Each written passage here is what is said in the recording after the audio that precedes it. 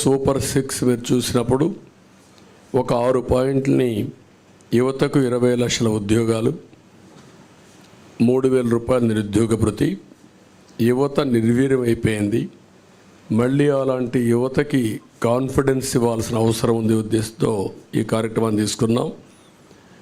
అదే మాదిరిగా భవిష్యత్ అంతా కూడా హ్యూమన్ రిసోర్స్ డెవలప్మెంట్ పైన ఆధారపడుతుంది. స్కూల్కి వెళ్ళే ప్రతి ఒక్క విద్యార్థికి 15,000 రూపాయలు తల్లికి వందనం కింద, ఇది కాకుండా ప్రతి ఒక్క మహిళకి 1,500 రూపాయలు నెలకి ఇవ్వడం, దీనివల్ల సంవత్సరానికి 18,000 వస్తుంది. 5 ఏళ్లలో 90,000 రూపాయలు ఈ ఒక్క కార్యక్రమం ద్వారా ప్రతి మహిళకు చేరే పరిస్థితి వస్తుంది. ప్రతి ఇంటికి ఏడాదికి 3 గ్యాస్ సిలిండర్లు, ధరలు పెరిగాయి, నిత్యావసర వస్తువుల ధరలు అయితే ఆకాశాన్నంటే పరిస్థితి వచ్చింది. పేదవాళ్ళు గ్యాస్ కూడా ఉపయోగించే పరిస్థితులు లేరు కాబట్టి దీన్ని ఇవ్వడం జరిగింది. ఉచిత ప్రయాణ సౌకర్యం, దీనివల్ల మొబిలిటీ మహిళల్లో ఎక్కువ ఉంటుంది. ఉద్యోగాలు చేయాలన్నా, వ్యాపారాలు చేయాలన్నా, బయట పోయి రావాలన్నా చాలా సులభంగా ఉంటుంది. అందుకే ఈ కార్యక్రమం తీసుకొచ్చాం. దీనికి తోడుగా షణ్ముగ వ్యూహం ఇది యాడ్ చేశాం. అందులో కూడా మీరు చూస్తే ఇంటింటికి రక్షిత మంచినీరు, కొళ్ళాయి ద్వారా నీళ్ళు ఇవ్వడం. రెండోది రాష్ట్ర వ్యాప్తంగా స్కిల్ సెన్సస్, ఇది first of it's kind in the country. ఇంతవరకు కులగణన చేశాం. రిలీజియన్గా ఏ కమ్యూనిటీ ఎంతున్నారు, ఏ రిలీజియన్ ఎంతమంది ఉంటారో చేశాం.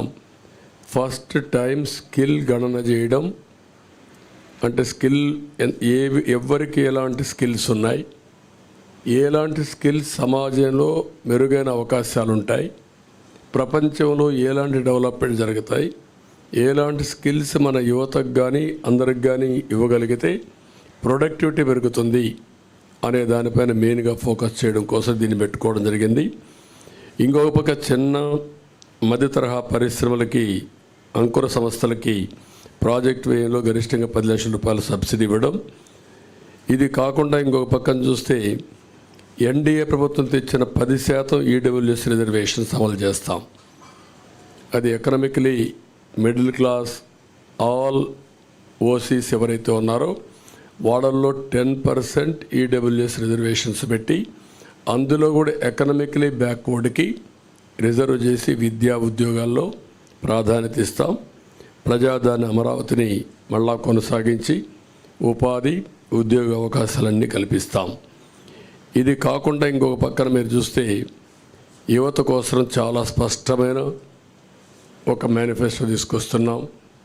దీంట్లో మీరు చూసినప్పుడు మెగా డిఎస్సి ఫస్ట్ సిగ్నేచర్ కింద పెడతాం. ప్రతి సంవత్సరం జాబ్ క్యాలెండర్ ఉంటుంది.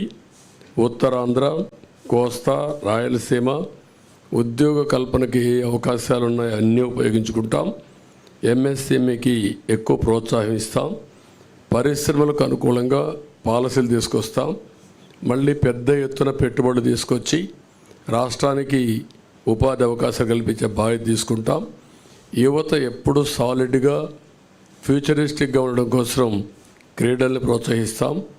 డిజిటల్ లైబ్రరీస్ని ఎక్కడికక్కడికి అందుబాటులో తీసుకొచ్చి ఉద్యోగ అవకాశాలే కాకుండా నాలెడ్జ్ అప్గ్రేడ్ చేసుకుంటూ ముందుకెళ్తారు. అదే సమయంలో బీసీ డిక్లరేషను మేము జైహో బీసీ పెట్టాం. బీసీ డిక్లరేషన్ తీసుకున్నాం. 50 సంవత్సరాలకే నెలకు 4,000 రూపాయల పెన్షన్ బీసీలకు ఇస్తాం. బీసీలకు వాళ్ళ రక్షణ కోసం ప్రత్యేకమైన చట్టం ఒకటి తీసుకొస్తాం. బీసీ సబ్ ప్లాన్ ద్వారా 5 ఏళ్లలో 1,50,000 కోట్లు ఖర్చు పెట్టి తద్వారా వారి యొక్క వృత్తిపరంగా, చేతిపరంగా వాళ్ళకు పూర్తి సహకారం ఇచ్చి వాళ్ళ పైకి తీసుకొచ్చే కార్యక్రమాలు తీసుకుంటాం. అదే మాదిరిగా స్థానిక సంస్థల్లో నామినేటెడ్ పోస్టుల్లో 34% రిజర్వేషన్స్ వల్ల రెస్టోర్ చేయడం, నామినేషన్ల ప్రాధాన్యత ఇవ్వడం, చట్టసభల్లో 33% రిజర్వేషన్లు రావడానికి కేంద్రానికి రికమెండ్ చేస్తాం. కేంద్రంతో సంప్రదిస్తాం. ఇది జరిగే వరకు వారికి అండగా ఉంటాం. తక్కువ జనాభాతో ఎక్కువ పోటీ చేయలేని వర్గాలకి నామినేటెడ్ పోస్టుల ద్వారా రాజ్యాధికారంలో భాగస్వాములు చేస్తాం. ఇది కాకుండా బీసీ వాళ్ళ కులాల దామాషా ప్రకారం 140 బీసీ కులాలు ఉన్నాయి. ఆ కులాల్లో కొంతమంది ఎక్కువ ఉన్నారు, కొంతమంది తక్కువ ఉన్నారు. అందరి యొక్క జనాభా దామాషా, వారి యొక్క ఎకనామిక్ కండిషన్ బట్టి వాళ్ళందరినీ కూడా ఎవాల్యుయేట్ చేస్తాం. దీని ప్రకారం కార్పొరేషన్లు పెట్టి అన్ని కార్పొరేషన్లకు నిధులిచ్చి తద్వారా వాళ్ళని ఆర్థికంగా పైకి తేవడం కోసం కృషి చేస్తాం. స్వయం ఉపాధికి ప్రతి సంవత్సరం ఒక 10,000 కోట్లు ఖర్చు పెడతాం బీసీల కోసం. ఇంకొక పక్క ఆదరణ కింద ఒక 5,000 కోట్లు ఖర్చు పెట్టి ఆధునిక పనిముట్లు అప్పజెప్పి వాళ్ళ యొక్క వృత్తిపరంగా చేసుకునే పనుల్లో ఆదాయాన్ని పెంచడం కోసం ముందుకు పోతాం. ఒక్కొక్క కులంలో వారసత్వంగా కొన్ని వృత్తులు వస్తూ ఉంటాయి. ఈరోజు యాదవులు ఉన్నారు. యాదవులు ఎప్పుడు కూడా పాడి పరిశ్రమ పైన ఎక్కువ ఆధారపడతారు. అందుకే ఈసారి పాడి పరిశ్రమకు కూడా ఇన్సూరెన్స్ పెట్టి అన్ని ఆవులు కానీ గేదెలు కానీ వీటికన్నిటికి ఇన్సూరెన్స్ పెట్టి ఎక్కువ రుణాలు ఇచ్చి ఆధునీకరణలో వాళ్ళని కూడా ఇన్వాల్వ్ చేసి వాళ్ళని డెవలప్ చేస్తాం. అదే మరి కురబ కులస్తులను చూస్తే గొర్రెల పెంపకంలో కూడా వాళ్ళు ఉంటారు. ఈరోజు అత్యాధునిక ప్రమాణాలతో మనం డెవలప్ చేసే అవకాశాలు ఉన్నాయి. అలాంటి పరిస్థితుల్లో వారికి ఇది వృత్తిపరంగా వారిని ఎంపవర్ చేస్తాం. చేనేత పరిశ్రమకి ఎవరైతే బాగా ఇబ్బందుల్లో ఉన్నారో అలాంటి వారందరికీ పవర్ లూమ్స్కి ఒక 500 యూనిట్లు, హ్యాండ్లూమ్కి 200 యూనిట్లు ఉచితంగా కరెంట్ ఇస్తాం. 24,000 రూపాయలు సంవత్సరానికి వాళ్ళకి ఇచ్చే బాధ్యత తీసుకుంటాం. ప్రతి కుటుంబానికి కూడా ఒక 24,000 రూపాయలు ఇచ్చి వాళ్ళని ఆదుకుంటాం.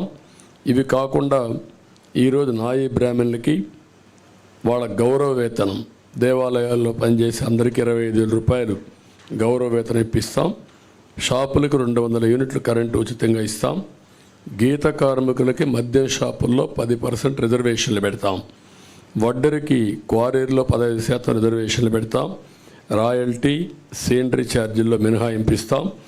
ఇది కాకుండా రజక, దోబిఘాట్ల నిర్మాణానికి ప్రోత్సాహాలు ఇస్తాం. అదే మరి దోబిఘాట్ల కోసం పవర్ కూడా 200 యూనిట్లు ఉచితంగా ఇచ్చి వాళ్ళని ఆదుకుంటాం.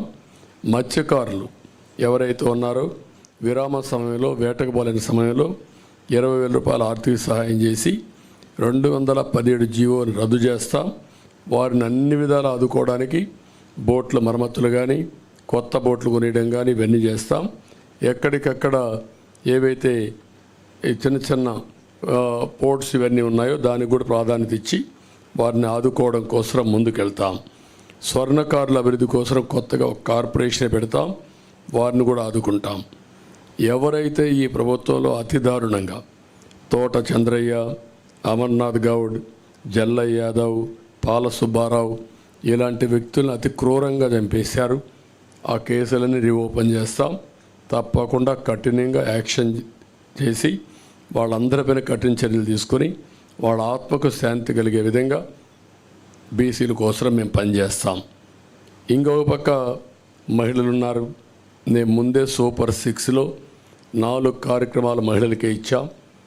అదే సమయంలో డాక్రా సంఘాలకి ఎంపవర్ చేయడం కోసం 10 లక్షల రూపాయల వరకు రుణాలు ఇచ్చి, వడ్డీ లేని రుణాలు ఇచ్చి వాళ్ళని ఆదుకుంటాం.